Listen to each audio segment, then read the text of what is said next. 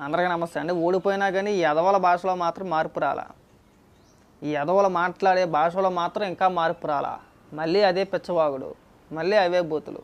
ఈ ముఖ్యంగా ఈ కొడాల నాని గారికి ఎంతమంది తిట్టినా కానీ సిగ్గు శరం బుద్ధి జ్ఞానం అనేది ఉండదో రాదు కూడా.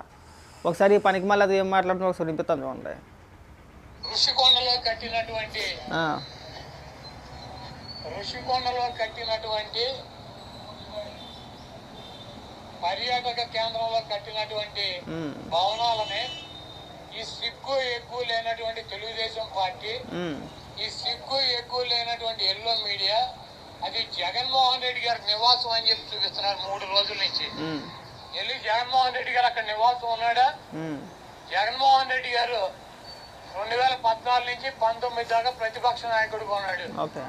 ఆయన కార్యాలయం లోటస్ పాండ్, ఇల్లు లోటస్ పాండ్. ఆయన లోటస్ పాండ్ హైదరాబాద్ నుంచే ప్రతిపక్ష నాయకుడికి ఉన్న 5 సంవత్సరాలు నడిపాడు. ముఖ్యమంత్రి అయిన తర్వాత 5 సంవత్సరాలు ఈ తాడేపల్లిలో ఉన్నటువంటి ఇల్లు, క్యాంప్ ఆఫీస్ ఇక్కడి నుంచే నడిపాడు. ఆయన కార్యాలయాన్ని కానీ ఇంటిని కానీ. జగన్మోహన్ రెడ్డి గారి రక్తంలో లేదు.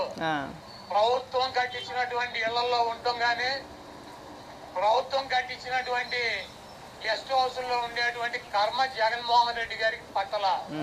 జగన్మోహన్ రెడ్డి గారు వైజాగ్ లో సొంత ఇల్లు కట్టుకున్నాక అక్కడ షిఫ్ట్ అవుతాడు. అంతేగాని టూరిజం ప్లేస్ లో కట్టినటువంటి ఆ హౌస్ లో జగన్మోహన్ రెడ్డి గారు వెళ్తాడని చెప్పి ఎవడు చెప్పాడు వీళ్ళకి, వెధవులకే? అది జగన్మోహన్ రెడ్డి గారు ఎదవా మంత్రి రోజా చెప్పింది. పనికి మళ్ళీ ఎదవా జగన్మోహన్ రెడ్డే చెప్పాడు.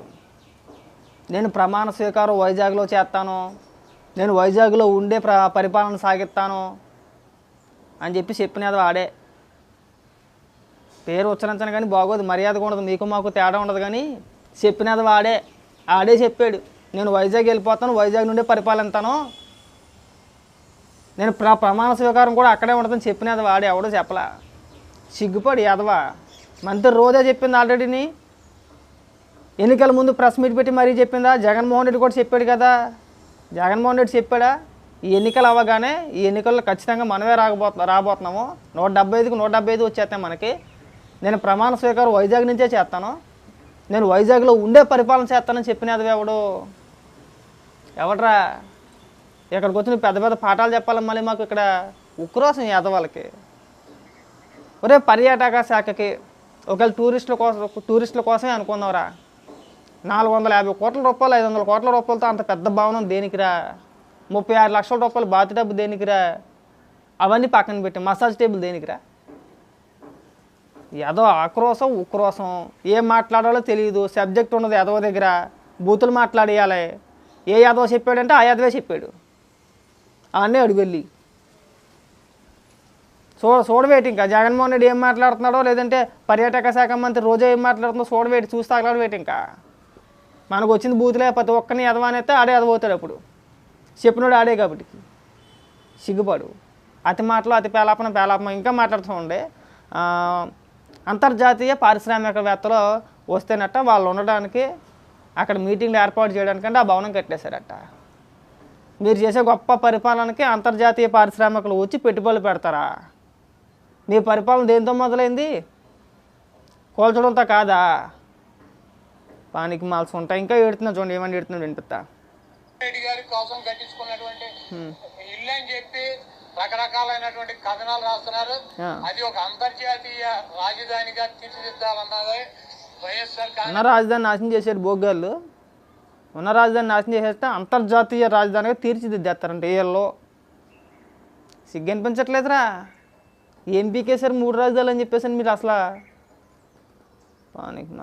కాంగ్రెస్ పార్టీ లక్ష్యం దాన్ని రాజధాని చేయాలన్నదే ఆ రోజు నిర్ణయించుకున్నాం. కాబట్టి అక్కడ ఇంటర్నేషనల్ సెమినార్లు జరుగుతున్నాయి. అనేక మంది ఇంటర్నేషనల్ సంబంధించినటువంటి దేశ విదేశాల నుంచి అనేక మంది పారిశ్రామికవేత్తలు వస్తున్నారు. వాళ్ళకి సౌకర్యం ఉంటాయి. సిగ్గుపడే యాదవా, సిగ్గులేదు నీ బతుక్కి. వాళ్ళు వస్తే కనుక మసాజ్ టైంలో పడుకోబెట్టి మసాజులు చేస్తారంటారా మీ మంత్రులు అందరూ వెళ్ళి. ఒక పక్క మంత్రి రోజా క్లారిటీ ఇచ్చింది, మరొక పక్క జగన్మోహన్ రెడ్డి చెప్తానే ఉన్నాడు, నేను వైజాగ్ వెళ్ళిపోతాను, మరో 2 నెలల్లో వైజాగ్ వెళ్ళిపోతాను, ఎన్నికల ముందు సంవత్సరం బట్టి చెప్తానే ఉన్నాడు. దేన్ని ఉద్దేశించి చెప్పాడు అనుకుంటున్నావు నువ్వు? ఈ భవనాన్ని ఉద్దేశించే. ఈ భవనం త్వరగా పూర్తయిపోద్ది, ఇది పూర్తయిపోతే మనం అక్కడికి వెళ్ళిపోవచ్చు, దాన్నే ముఖ్యమంత్రి క్యాంప్ ఆఫీస్ అని చెప్పి తయారు చేయించేసుకోవచ్చు, ప్రకటించేయచ్చు. దాన్ని క్యాంప్ ఆఫీస్గా చేసేసుకొని మనం అందులో కూర్చొని ఆ భవనంలోని విలాసవంతమైన భవనం అన్నమాట. ఆ బాత్ డబ్బులో పడుకొని జలకాలు ఆడుకుంటా వచ్చిన వాళ్ళందరూ బయట హాల్లో కూర్చోబెట్టి ఓ టవల్ ఒకటి కట్టుకొని వచ్చి చెప్పండి రా అబ్బాయిలు ఏంటని చెప్పి అప్పుడు అడుగుదామని చెప్పేసి అప్పుడే అనుకున్నాడు. ఆ భవనం పూర్తి అవ్వలేదు కాబట్టి ఎన్నికల ముందు వెళ్తే బాగోదని చెప్పేసి ఈ సొంటగాడికి అవేవీ తెలియవు. ఆడికి స్క్రిప్ట్ వచ్చేద్ది, నువ్వు వెళ్ళి తిట్టారా కుక్క అంటే వచ్చి తిట్టేస్తాడు. ఇక్కడ అంతే, వాడికి వచ్చింది అదొకటే. మీరు ఘోరంగా 11 స్థానాలకు పరిమితం అయిపోయింది ఈ భాష మాట్లాడి. ఇప్పటికీ మనం బుద్ధి తెచ్చుకోకుండా ఇంకా అదే భాష మాట్లాడతాం, మేము కూడా అదే భాష మాట్లాడతాం. నువ్వు ఏది పడితే అది మాట్లాడితే ఇన్నాళ్ళ కాదు, గుర్తుపెట్టుకో బాగా. అనుకుంటున్నారేమో ఇంకా ఈ ఎలక్షన్ అయిపోయింది కదా, అధికారంలోకి వచ్చారు తెలుగుదేశం వాళ్ళు, మమ్మల్ని ఏం చేయలేదు, ఇప్పుడు దాకా మనం ఏం చేయలేదు అనుకుంటున్నావేమో.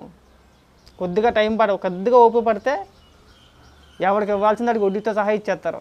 ఎవరిని వదిలేది ఏమీ లేదు. నీకు అంకుశం సినిమా గ్యారంటీగా, నువ్వు ఇలాగే మాట్లాడితే నీకు అంకుశం సినిమా చూపిస్తారు. నీకు ఏదో లఫుట్ మాటలు మాట్లాడ మాకు. ఇంకా చేసిందే లఫుట్ పని, చేసిందే బేకార్ పని. మళ్ళీ మీలాంటి యాదవులు అందరూ వచ్చి ఇక్కడ కవరింగ్ చేసుకోవడం, ఏ యాదవ్ చెప్పాడు, ఆ యాదవ్ చెప్పాడు, ఈ యాదవ్ చెప్పాడు అంటే చెప్పినది ఎవడో కాదు ఆడేరా అని చెప్పేసి చెప్పాల్సి వస్తుంది. అప్పుడు తలకాయ తీసి అక్కడ పెట్టుకుంటారు. అప్పుడు మరి మంత్రి రోజా అని ఏమంటావు? మంత్రి రోజాగా చెప్పింది ప్రెస్ మీట్ పెట్టి ముఖ్యమంత్రి క్యాంపు కార్యాలయం ఎక్కడుంటే బాగుంటుందని చెప్పేసి కమిటీ వేసాం మేము. 2 మెన్ కమిటీ, 2 మెనో 3 మెనో కమిటీ అయితే కమిటీ నిర్ణయించింది ఇక్కడ ఉంటే బాగుంటుందని చెప్పేసి అని ముఖ్యమంత్రి గతంలో చెప్పింది కదా, చెప్పలేదా?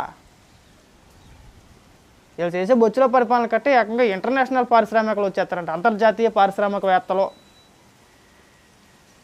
మన పీ కట్టలు కట్టామని ఇక్కడ మిమ్మల్ని చూసి అద్భుతమైన పరిపాలన చేస్తున్నాడు జగన్మోహన్ రెడ్డి అని చెప్పేసి పెట్టుబడులు పెట్టడానికి వచ్చేస్తారంట.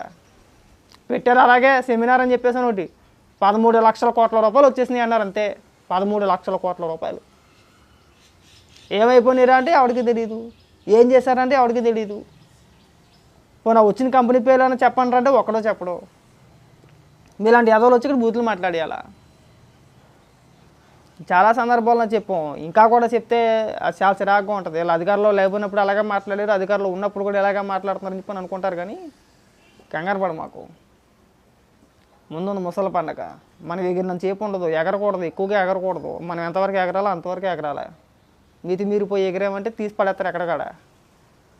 మాడదాకా కుక్కలాగా ఇంట్లోంచి బయటికి రాలా. కుక్క కంటే ఏమన్నా నిన్న మాడదాకా బయటకు వచ్చావా? ఏ యాలు వచ్చిందా రిష్కొండ ఇష్యూ ఈరోజు మాట్లాడుతున్నారా? ఫర్నిచర్ గురించి మాట్లాడుతూ అంటాడు. బొచ్చులో ఫర్నిచర్ ఎంత ఏదో చెప్తే ఇచ్చేస్తాం కదా, నీ అమ్మ మూడు పట్టుకెళ్ళమన్నాడా? సీఎం కొంపలో క్యాంపు కార్యాలయం ఏంటి నాకు అర్థం కాదు. సచివాలయం ఎందుకు మరి? సచివాలయం దేనికిరా అంటే ఇలాంటి సీఎం కొంపలో క్యాంపు కార్యాలయం పెట్టేసుకుంటాడంట. ఎవడిలాగానే కొంపకే పోవాలంట. సచివాలయంలో ఉండాల్సిన ఫర్నిచర్ తీసుకొచ్చి ఇక్కడ ఆఫీస్లో పెట్టేసుకుంటారంట కొంపలోని. మరి అది క్యాంపు కార్యాలయం ఏ విధంగా రా? ఎందుకో క్యాంపు కార్యాలయం ఎందుకు? ఇంట్లో బెడ్రూమ్లో కూర్చొని పరిపాలన చేయమని దైత్యం వదిలిపోతుంది. ఇంకేది ఆమాత్నానికి దేనికి? ఇంకా ఆమాత్నానికి సచివాలయం దేనికి? అసెంబ్లీలు దేనికి? సచివాలయాలు దేనికి? ఇంకా వ్యవస్థలన్నీ దేనికి ఉన్నాయి? అంటే నీకు ఓటేసి ముఖ్యమంత్రిని చేశారు కదని చెప్పేసి నువ్వు కొంపలో కూర్చొని పరిపాలన చేస్తూ ఉంటే ఐఏఎస్ ఆఫీసర్లు, ఐపీఎస్ ఆఫీసర్లు, మంత్రులు, ఎమ్మెల్యేలు అందరూ నీ కొంప చుట్టూ తిరుగుతారా కాకిల్లాగా? ఇలాంటి ఎదవల రాజకీయాల్లో ఉంటే ఇలాగే ఉంటుంది. వీళ్ళకి వచ్చిందా 4 బూతులే ఇంక మొదలెడతారు రేపు నుంచి. నువ్వు గతంలో మాట్లాడినట్టు అతి పేలాపని పేలావంటే నీ ఇష్టం. అందరికీ బీపీలు అయితే అప్పుడు తర్వాత నీ ఇష్టం అబ్బాయి.